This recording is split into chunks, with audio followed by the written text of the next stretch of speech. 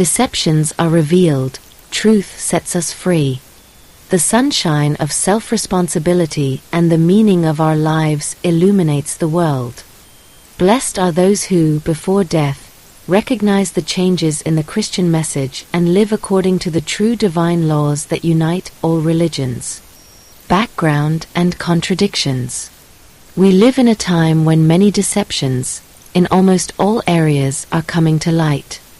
At the same time, a deeper, more beautiful truth is beginning to reveal itself.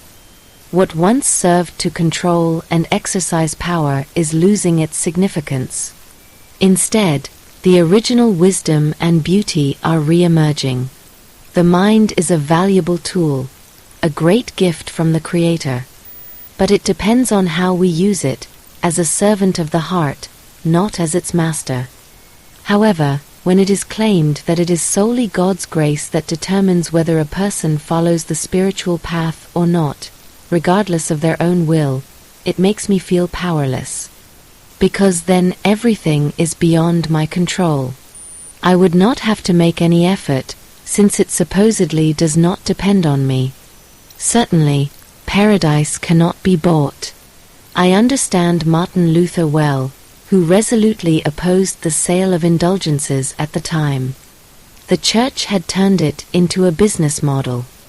But if our personal efforts to be good people and live according to God's commandments no longer had any meaning, what would remain? What would be the point of striving if our striving is meaningless? Then perhaps only mammon would remain. But what would one do in paradise with souls that have not developed? Isn't there a danger that they would destroy what is sacred there? What can one build with spiritual egoists who only run to the boss, fawn over him, but never take responsibility for themselves? Historically speaking, the Bible has been profoundly altered, especially when Christianity became the state religion. It seems as if it has been turned into an extremely successful instrument of power and business model. The goal was to win as many people as possible to the faith, not infrequently including the rich and powerful. And so the message was partly adapted, often in favor of those who had incurred great guilt or had developed little in terms of character. The apocryphal texts are invaluable in helping us find our way back to the original message. Comparative religious studies also help us to recognize the common essence of all religions. And yet, there are special features in Christianity. Jesus opened a new window, a direct connection to the source. His uniqueness lies in this power of love. But other messages separate us from other religions and people. Can these come from a just Creator who created all human beings? The unifying message is: every human being can discover the divine source within themselves and connect with it. All it takes is openness and willingness. This realization leads us out of powerlessness and into self-responsibility and deep inner joy. But we can also recognize it in all its beauty in our fellow human beings and in nature. Sin separates us from God, from the source. Can't we feel that? Forgiveness and atonement are a great treasure of all religions. Everything that leads us to love, truth, and goodness brings us closer to the source.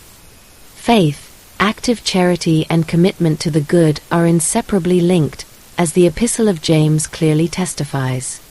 This truth is also found in apocryphal writings and in many religions of the world. A wise Creator wants order in His creation. And order needs orientation towards values, not arbitrariness. For arbitrariness creates suffering. Can that come from the light? What we put into the world is what we will reap. Our words and deeds return to us, sooner or later, beyond the boundaries of death.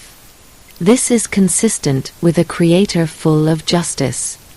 This cosmic law enables the higher development of humanity and creation. Without it, chaos would increase. It is precisely this insight that gives life meaning and depth. Nothing is in vain. Everything has a cause, everything has a hidden purpose. Life is our school, so that we can mature into the best version of ourselves. On the path to perfection, which we may never fully achieve, but which we are allowed to approach.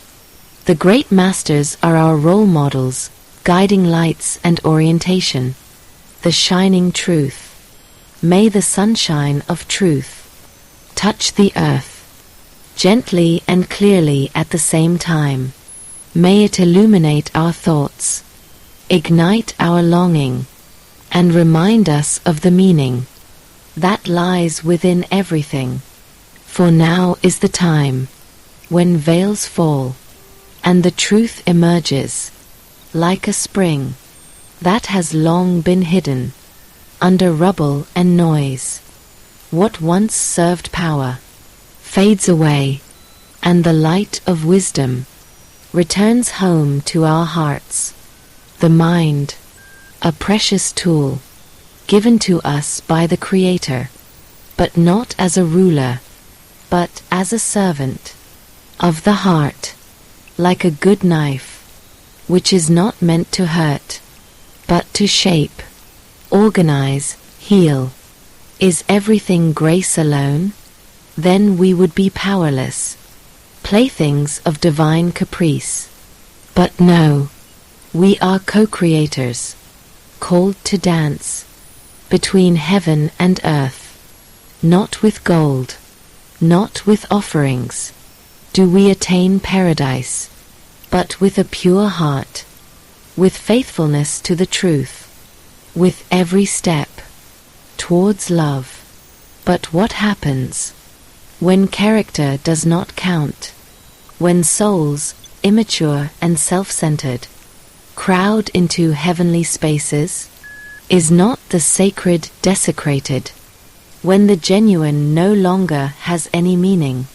History teaches us much was changed when faith became power. The sacred words, shaped by politics and possessions, but they still exist. The traces of the origin, in the Apocrypha, in the hearts of those who want to see deeper.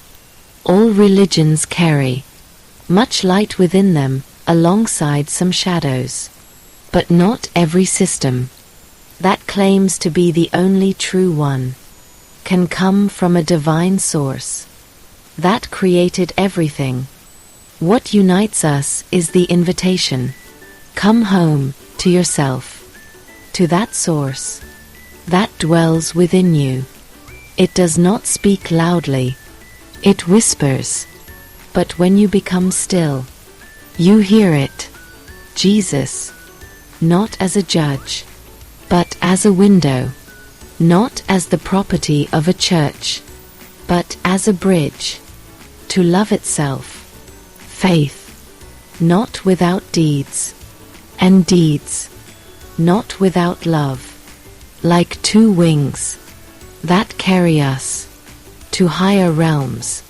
The Creator loves order, not rigidity, loves freedom, not arbitrariness.